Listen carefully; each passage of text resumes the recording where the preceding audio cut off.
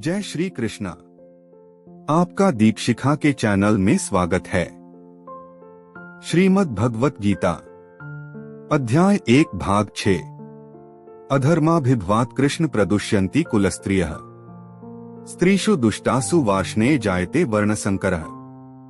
हे कृष्ण, जब कुल में अधर्म प्रमुख हो जाता है तो कुल की स्त्रियां दूषित हो जाती हैं और ख्रीत्व के पतन से हे वृष्णिवंशी अवांछित संतानें उत्पन्न होती हैं।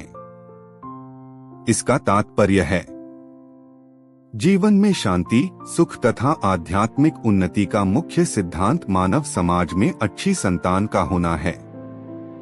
वर्णाश्रम धर्म के नियम इस प्रकार बनाए गए थे कि राज्य तथा जाति की आध्यात्मिक उन्नति के लिए समाज में अच्छी संतान उत्पन्न हो। ऐसी संतान समाज में स्त्री के सतीत्व और निष्ठा पर निर्भर करती है। जिस प्रकार बालक सरलता से कुमार्गामी बन जाते हैं, उसी प्रकार स्त्रियां भी पत्नोन्मुखी होती हैं। आठ बालकों तथा स्त्रियों दोनों को ही समाज के वयोवृद्धों का संरक्षण आवश्यक है। स्त्रियां विभिन्न धार्मिक प्रथाओं में संलग्न रहने पर व्यभिचारिणी नहीं होंगी। चाणक्य पंडित के अनुसार सामान्यतया स्त्रियां अधिक बुद्धिमान नहीं होती, आठ वे विश्वसनीय नहीं हैं। इसलिए उन्हें विविध कुल परंपराओं में व्यस्त रहना चाहिए और इस तरह उनके सतीत्व तथा अनुरक्ति से ऐसी संतान जन्मेगी जो वर्णाश्रम धर्म में भाग लेने के योग्य होगी। ऐसे वर्णाश्रम धर्म के विनाश से यह स्वाभाविक है कि स्त्रियां स्वतंत्रता पूर्वक पुरुषों से मिल सकेंगी और व्यभिचार को प्रश्रय मिलेगा, जिससे अवांछित संतानें उत्पन्न होंगी। निठल्ले लोग भी समाज में व्यभिचार को प्रेरित करते हैं और इस तरह अवांछित बच्चों की बाढ़ आ जाती है, जिससे मानव जाति पर युद्ध और महामारी का संकट छा जाता है। संकरो नरकायैव कुलघ्नाना कुलस्य च पतंती पितरो हेषा लुप्त पिंडोदक क्रिया है। इसका भावार्थ है अवांछित संतानों की वृद्धि से निश्चय ही परिवार के लिए तथा पारिवारिक परंपरा को विनष्ट करने वालों के लिए नारकीय जीवन उत्पन्न होता है। ऐसे पतित कुलों के पुरखे पितर लोग गिर जाते हैं, क्योंकि उन्हें जल तथा पिंडु दान देने की क्रियाएं समाप्त हो जाती हैं।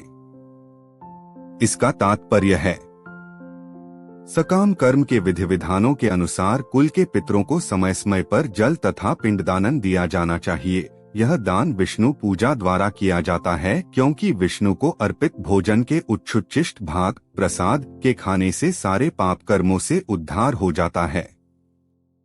कभी कभी पितरगण विविध प्रकार के पाप कर्मों से ग्रस्त हो सकते हैं और कभी कभी उनमें से कुछ स्थूल शरीर प्राप्त न हो सकने के कारण उन्हें प्रेतों के रूप में सूक्ष्म शरीर धारण करने के लिए बाध्य होना पड़ता है। आठ जब वंशों द्वारा पितरों को बचा प्रसाद अर्पित किया जाता है तो उनका प्रेत्योनि या अन्य प्रकार के दुखमय जीवन से उद्धार होता है। पितरों को इस प्रकार की सहायता पहुंचाना कुल परंपरा है और जो लोग भक्ति का जीवन यापन नहीं करते, उन्हें ये अनुष्ठान करने होते हैं। केवल भक्ति करने से मनुष्य सैकड़ों क्या हजारों पितरों को ऐसे संकटों से उबार सकता है। दोषैरेतैः कुलघ्नाना वर्णसंकरकारकैः उत्साद्यन्ते जाति धर्माः कुल धर्माश्च शाश्वता है। इसका भावार्थ है जो लोग कुल परंपरा को विनष्ट करते हैं और इस तरह अवांछित संतान को जन्म देते हैं, उनके दुष्कर्मों से समस्त प्रकार की सामुदायिक योजनाएं तथा पारिवारिक कल्याण कार्य विनष्ट हो जाते हैं। इसका तात्पर्य है सनातन धर्म या वर्णाश्रम धर्म द्वारा निर्धारित मानव समाज के चारों वर्णों के लिए सामुदायिक योजनाएं तथा पारिवारिक कल्याण कार्य इसलिए नियोजित हैं कि मनुष्य चरम मोक्ष प्राप्त कर सके। आठ समाज के अनुत्तरदायी नायकों द्वारा सनातन धर्म परंपरा के विखंडन से उस समाज में अव्यवस्था फैलती है। फलस्वरूप लोग जीवन के उद्देश्य विष्णु को भूल जाते हैं। ऐसे नायक अंधे कहलाते हैं और जो लोग इनका अनुगमन करते हैं वे निश्चय ही कुव्यवस्था की ओर अग्रसर होते हैं। उत्सन्न कुल धर्माणा मनुष्याणा जनार्दन नरकेनेतं वासो भवतीत्यनुशुश्रुम। इसका भावार्थ है हे प्रजापालक कृष्ण, मैंने गुरु परंपरा से सुना है कि जो लोग कुलधर्म का विनाश करते हैं वे सदैव नरक में वास करते हैं। इसका तात्पर्य है अर्जुन अपने तर्कों को अपने निजी अनुभव पर न आधारित करके आचार्यों से जो सुन रखा है उस पर आधारित करता है। वास्तविक ज्ञान प्राप्त करने की यही विधि है। जिस व्यक्ति ने पहले से ज्ञान प्राप्त कर रखा है उस व्यक्ति की सहायता के बिना कोई भी वास्तविक ज्ञान तक नहीं पहुंच सकता। वर्णाश्रम धर्म की एक पद्धति के अनुसार मृत्यु के पूर्व मनुष्य को पाप कर्मों के लिए प्रायश्चित करना होता है। जो पापात्मा है उसे इस विधि का अवश्य उपयोग करना चाहिए।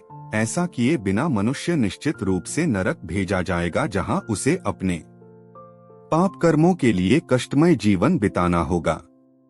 अहो बत महत् पापं कर्तुं व्यवसिता वयम् यद्राज्य सुख लोभेन हन्तु स्वजन्मुद्यता है। इसका क्या भावार्थ है? ओह, कितने आश्चर्य की बात है कि हम सब जघन्य पाप कर्म करने के लिए उद्यत हो रहे हैं। राज्य सुख भोगने की इच्छा से प्रेरित होकर हम अपने संबंधियों को मारने पर तुले हैं। इसका तात्पर्य है स्वार्थ के वशीभूत होकर मनुष्य अपने सगे भाई, बाप या मां के वध जैसे पाप कर्मों में प्रवृत्त हो सकता है। विश्व के इतिहास में ऐसे अनेक उदाहरण मिलते हैं, किंतु भगवान का साधु भक्त होने के कारण अर्जुन सदाचार के प्रति जागरूक है। अतः वह ऐसे कार्यों से बचने का प्रयत्न करता है। यदि माम प्रतीकारम शस्त्रं शस्त्रपाणयः धार्तराष्ट्रारणे हन्युस्तन में क्षिमतरं भवेत्। इसका भावार्थ है यदि शस्त्रधारी धृतराष्ट्र के पुत्र मुझ निहत थे तथा रणभूमि में प्रतिरोध न करने वाले को मारें तो यह मेरे लिए श्रेयस्कर होगा। इसका तात्पर्य है क्षत्रियों के युद्ध नियमों के अनुसार ऐसी प्रथा है कि निहत थे तथा विमुख शत्रु पर आक्रमण न किया जाए, किंतु अर्जुन ने निश्चय किया कि शत्रु भले ही इस विषम अवस्था में उस पर आक्रमण कर दें, किंतु वह युद्ध नहीं करेगा। उसने इस पर विचार नहीं किया कि दूसरा दल युद्ध के लिए कितना उद्यत है। इस सब लक्षणों का कारण उसकी दयाद्रता है, जो भगवान के महान भक्त होने के कारण उत्पन्न हुई। एवमुक्त्वार्जुनः संख्ये रथोपस्थ उपाविशत् विसृज्य सशरन् चापन् शोक संविघ्नमानसः। इसका भावार्थ है संजय ने कहा, युद्ध भूमि में इस प्रकार कहकर अर्जुन ने अपना धनुष तथा बाण एक ओर रख दिया और शोक संतप्त चित्त से रथ के आसन पर बैठ गया।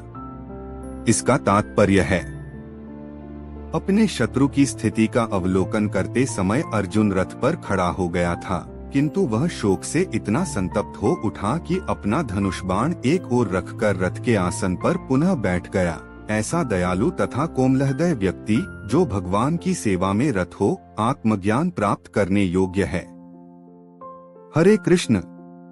इस प्रकार भगवद गीता के प्रथम अध्याय कुरुक्षेत्र के प्रथम युद्ध स्थल में सैन्य निरीक्षण का तात्पर्य पूर्ण हुआ। गीता के अगला अध्याय सुनने के लिए चैनल को लाइक, शेयर और सब्सक्राइब जरूर करें। धन्यवाद।